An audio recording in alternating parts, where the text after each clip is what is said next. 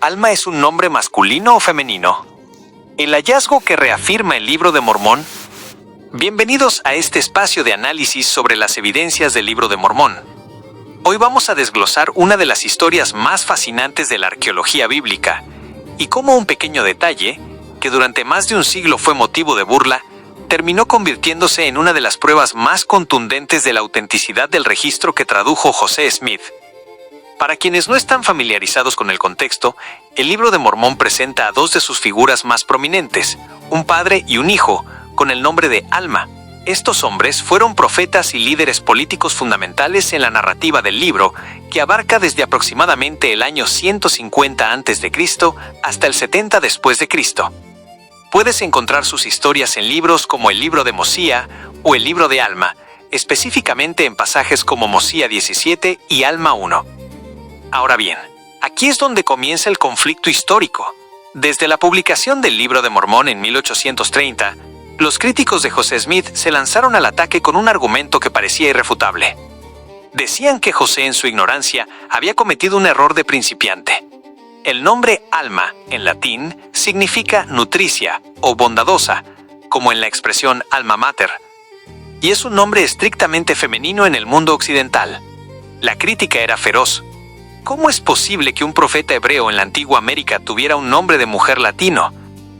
Durante 130 años, la Iglesia y José Smith fueron ridiculizados por este detalle. Se decía que esto era una prueba clara de que el libro era una invención del siglo XIX, fruto de la imaginación de un hombre que simplemente tomó un nombre que le sonaba bien sin conocer su origen.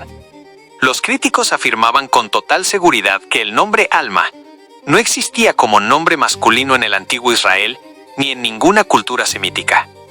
Incluso en la Biblia, la palabra alma aparece, pero en un contexto que parecía darles la razón a los críticos. En pasajes como Isaías 7:14 de la mañana, encontramos la palabra hebrea alma, que se traduce como virgen o mujer joven. Por lo tanto, el consenso académico de la época dictaba que alma era una palabra para referirse a una mujer, no el nombre propio de un hombre.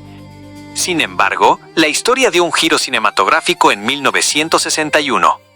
En el desierto de Judea, cerca del Mar Muerto, el arqueólogo israelí Yigael Yadin excavaba en un lugar conocido como la Cueva de las Letras en Nahal Heber.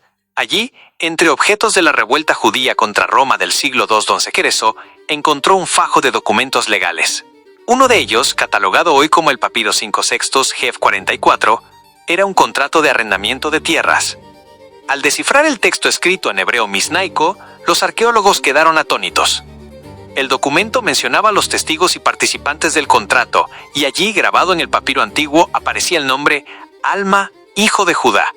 Este hallazgo lo cambió todo. No era una interpretación, no era una teoría, era evidencia física y legal. Un hombre llamado Alma vivió en Judea, hablaba hebreo, y usaba ese nombre siglos antes de que el latín lo popularizara como femenino. La raíz semítica del nombre se vincula con el término LM, que significa muchacho o joven, lo que lo hace un nombre masculino perfectamente lógico en ese contexto cultural. Lo que resulta verdaderamente revelador es observar la reacción de la crítica tras este descubrimiento. Aquellos que durante más de un siglo usaron el nombre de Alma como un martillo para golpear la credibilidad de José Smith, de repente guardaron silencio. Hoy en día, es raro encontrar a un crítico que mencione este tema. Cuando se ven confrontados con el papiro de Nahal Heber, la tendencia es minimizarlo, decir que es una coincidencia, o simplemente ignorar que alguna vez usaron ese argumento para tachar el libro de fraude. Es una respuesta humana común. Cuando una crítica que se creía ganadora es destruida por la realidad, es más fácil pretender que la crítica nunca existió que admitir que el registro que se atacaba tenía razón. Para quienes no son miembros de la Iglesia, este hecho debería al menos invitar a la reflexión. ¿Cómo pudo un joven granjero en la Nueva York rural de 1830 acertar en un detalle onomástico tan específico que solo la arqueología del siglo XX pudo confirmar? Si el Libro de Mormón fuera un simple fraude, lo lógico es que José Smith hubiera evitado nombres que generaran tanta controversia evidente. Y para los miembros de la Iglesia, este descubrimiento es un recordatorio de que no debemos perder la capacidad de asombro. A veces leemos los nombres en las escrituras como simples etiquetas, pero cada uno de ellos puede ser una cápsula del tiempo esperando a ser validada. El Libro de Mormón sigue dándonos sorpresas, demostrando que su profundidad histórica va mucho más allá de una lectura superficial. Este caso nos enseña una lección valiosa sobre la paciencia y la fe. Lo que hoy parece una debilidad o un error en las escrituras, a menudo es simplemente una verdad que la ciencia aún no ha tenido el tiempo o las herramientas para descubrir. El nombre de Alma, una vez motivo de burla, hoy se erige como un testigo silencioso grabado en papiro de que el mundo del Libro de Mormón es mucho más real de lo que muchos se atrevieron a imaginar.